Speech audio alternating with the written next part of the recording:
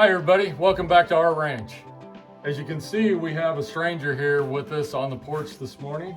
He's not a stranger. This is our cute little baby. This is Corey. He's been off at school in Idaho. He's home for a couple of months before he heads back in September to school. He is studying to be a wildlife biologist. So he is definitely our outdoorsman for sure. Say hi. All right.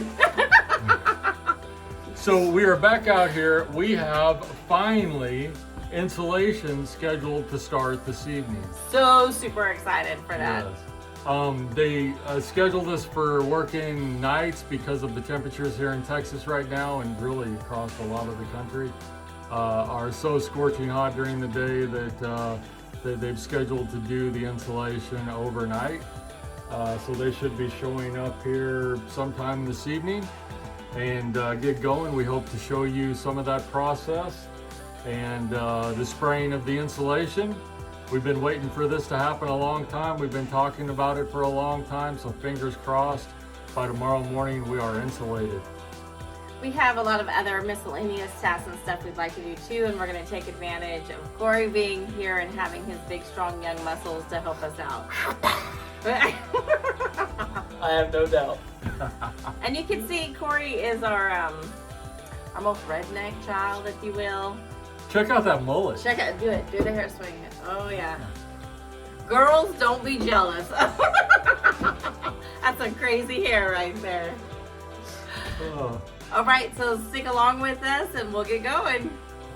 In preparation for our spray foam, we had to clean almost everything out of the cabin, and those are stored away in the containers. We do have a couple of things like some food items and stuff that are in here that are on that cart on wheels so it can be moved around. The bed we didn't have any place to put, so it's still in here. But on our wiring and plumbing, we had to make sure that everything was secured. So anywhere where there's going to be spray foam and we have wiring, we had to double staple the wires so that the spray foam won't pull the wires out. And really just make everything on the perimeter accessible and the ceiling so that they can get in here with their equipment, spray the foam, and hopefully we can cool it with an ice cube and heat it with a candle. Oh, that's very optimistic That's of very you. optimistic, but you know, if you're gonna have hopes, have high hopes. There you go. So yeah, that's where we're at.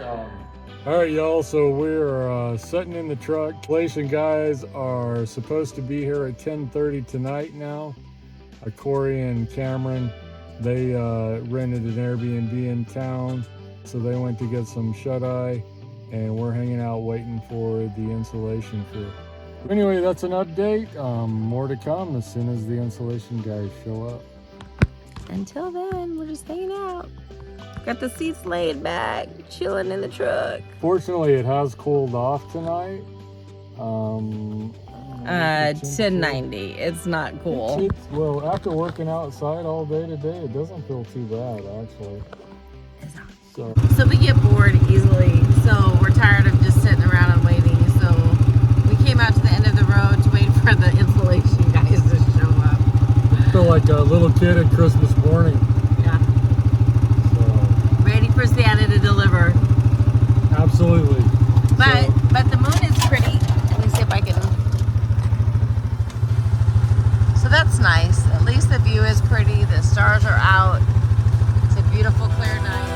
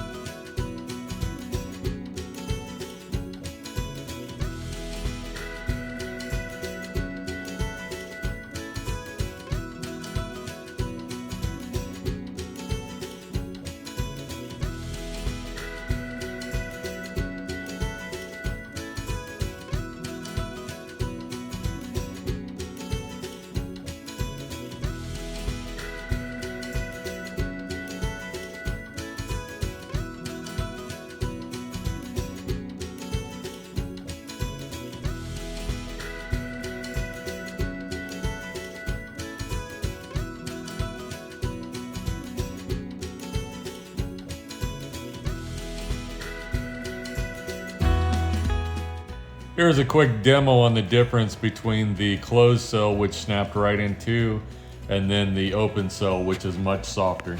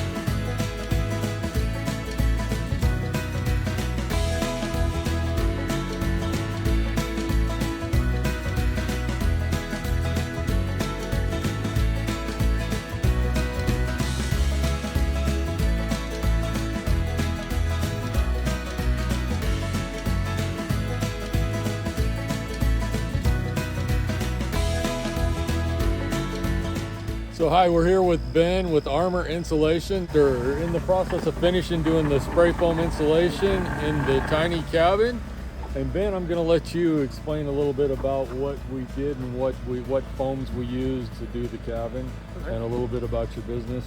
All right. And you're located in Nacogdoches, Texas. Yes, sir. Okay. Yeah, so we went with open cell on the cabins. You know, it's a wooden structure. That way we could let our wood breathe and still get a good seal on it. We did 3.5 in the walls, 5.5 in the roof. We went with closed cell underneath. That way we get a good moisture barrier, moisture vapor barrier, and we got all the joist underneath coated. That way we don't have no transfer of energies anywhere, and just got this little house sealed up. That way we'd be nice and efficient. That's awesome. So when I was in there filming, sometimes it was like hot to the touch. Like you could feel the heat coming from the walls. What makes it hot? So we preheat the chemicals in the trailer to, 115 to 130 degrees, and chemical reaction is around 200 to 214. So it just is its chill down time at that point in time. Awesome. So we tried to have as much out as we could in preparation. People who are watching this video, what could they do in preparation for spray foam? Anything that could possibly be in the way of scaffolding moving, or you don't want overspray on, to have it removed out of the house and have a clean open space. Coolio. And then why spray foam? What is the benefit of choosing spray foam over other forms of insulation? It's the seal out process and able to seal the home up. That way we're not getting anything inside of the house that we don't want to heat and cool. We're only heating and cooling what we want to heat and cool, not what we're getting forced with through the attics of hot air. We're sealing all the hot airs out of the attic and just making a good sealed unit. And what about ventilation with the spray foam? So, in Texas it gets hot, it gets humid, you worry about mold. How does the ventilation work when everything is so sealed up? So you are using a mini split. Mini splits dehumidify the whole time they're running. So it pulls the moisture from the room as it's running the whole time. and it creates a dry air for the inside of the house. Perfect. Anything else that you would like our viewers to know about spray foam? Use Armor Insulation. There you go, Armor Insulation. They are the go-to for your spray foam insulation. Ben, thanks for staying with us. It's been a long night. They got here a little bit about midnight. You can see the sun is starting to come up. It's 6 o'clock, right? Yeah, 6 a.m. So Ben has been a super trooper. His guys have been working like crazy. Who made this big mess? This huge mess. So the insulation guys had to leave. They had an emergency. The amount of mess is crazy. Yeah, there is insulation everywhere. But it also is pretty awesome. Yeah. So it's super hot outside and we're waiting for the insulation to be done. So the place where we have our cabin has a city lake. So we're gonna come hang out and go swimming in this lake. Whoop whoop. Which feels like bath water. Good times though.